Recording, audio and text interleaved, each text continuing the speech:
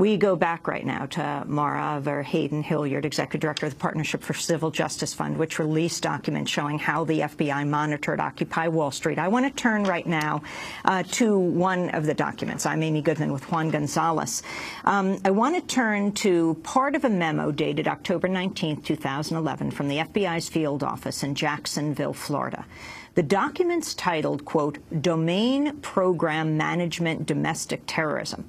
It shows the FBI was concerned the Occupy movement, quote, may provide an outlet for a lone offender exploiting the movement for reasons associated with general government dissatisfaction. In particular, the document cites certain areas of concern in Central Florida where, quote, some of the highest unemployment rates in Florida continue to exist. Mara, can you talk about this idea of a lone offender threat? I think that that is very much a measure of box checking by the FBI. I don't believe, and their documents show that they did not believe that this was a movement that posed a threat of violence. Now, throughout the documents, they're using their counterterrorism resources and counterterrorism authorities. They are defining the movement as domestic terrorism and potentially criminal in nature. But the fact is they also, throughout the documents, say that they know that this is a peaceful movement, that it is organized on a basis of nonviolence.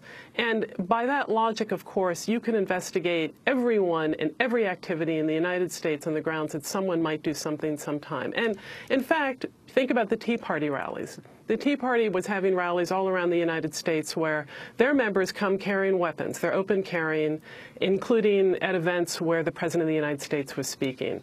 But the FBI is turning its attention to this movement. And when they reference the locations in Florida, I think that's actually a political analysis, a recognition that this is a movement whose time has come.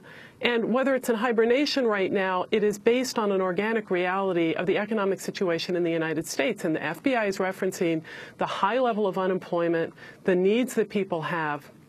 And it's a recognition, too, of the dynamism and the dynamic nature of the people of the United States, the people all over the world, when they organize and come together. That's the threat that we believe the FBI and Department of Homeland Security are truly focused on, not a threat of violence. Well, Maura, I'd like to turn to another document from the FBI's New York field office that shows FBI personnel met with representatives of the New York Stock Exchange on August 19, 2011, to discuss the Occupy Wall Street protests that were set for the following month. The memo describes the meeting saying, quote, discussed was the planned anarchist protest titled Occupy Wall Street, scheduled for September 17, 2011. The protest appears on anarchist websites and social network pages on the Internet. The memo goes on to say, quote, numerous incidents have occurred in the past which show attempts by anarchist groups to disrupt, influence, and or shut down normal business operations of financial districts. Talk about these meetings between law enforcement and the parties targeted by Occupy Wall Street, Maura.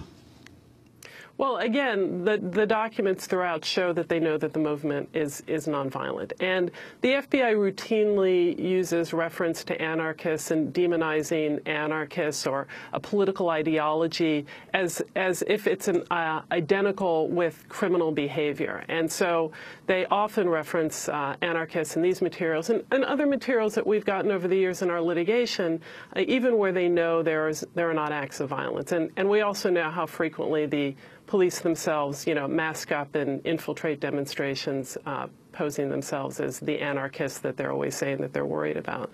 But those documents, again, show the FBI working with private industry, with the banks.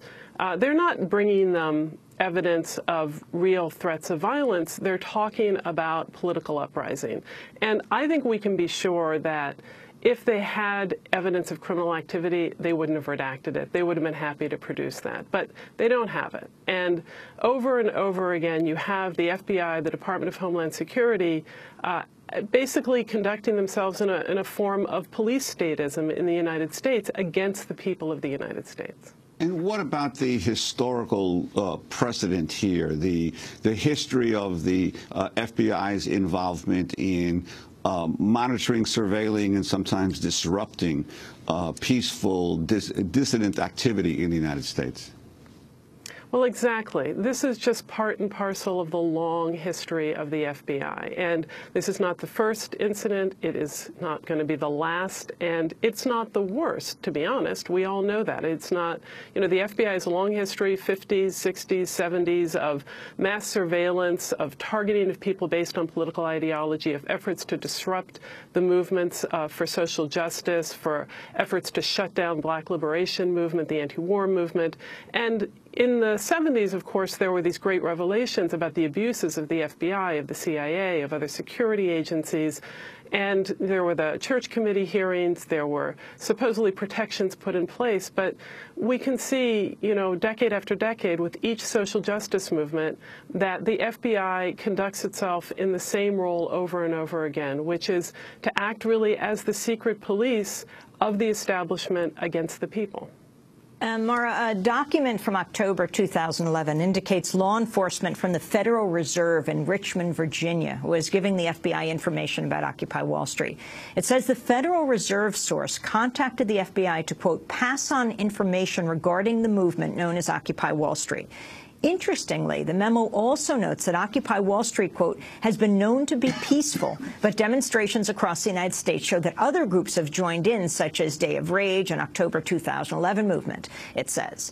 The memo describes repeated communications to, quote, pass on updates of the events and decisions made during the small rallies. Can you talk about the significance of this document, Mara? That document is one of the ones that would indicate the FBI was minimally using private entities or local police departments as proxy forces for infiltration, for undercover operations to monitor, surveil, collect information. And that document, too, and the series of documents also showed the breadth of the reporting. So you have individuals on the ground with the Federal Reserve Bank, with the state police agencies apparently monitoring, collecting information on the planning discussions of protests in Richmond, reporting them to the FBI, and also reporting them into state fusion centers, into other intelligence and domestic terrorism data centers. Now, the data warehousing in the United States, the mass collection of data on the people of the United States, is of great concern, and you can see through these documents the FBI is collecting a lot of information on completely lawful activities, on the activities of people who are not alleged to have committed criminal acts, are not planning criminal acts, who actually are engaged in cherished First Amendment protected activities, and yet it's being collected under the imprimatur of domestic terrorism or criminal activity and being entered into these mass databases, which have a huge level of dissemination and access, and which are virtually unregulated. We want to thank you very much, Mara Verheyden-Hilliard, for joining us, Executive Director of the Partnership for Civil Justice Fund, which released a document showing how the FBI monitored Occupy Wall Street. This is Democracy Now!, democracynow.org, the War and Peace Report. I'm Amy Goodman with Juan Gonzalez as we move on to our... Thanks so much for watching this report from Democracy Now!, your daily independent global news hour. We don't accept advertising or corporate funding, but rather rely on donations from viewers like you. Please make your contribution by visiting democracynow.org. We need your support today to keep bringing you this hard-hitting, in-depth reporting.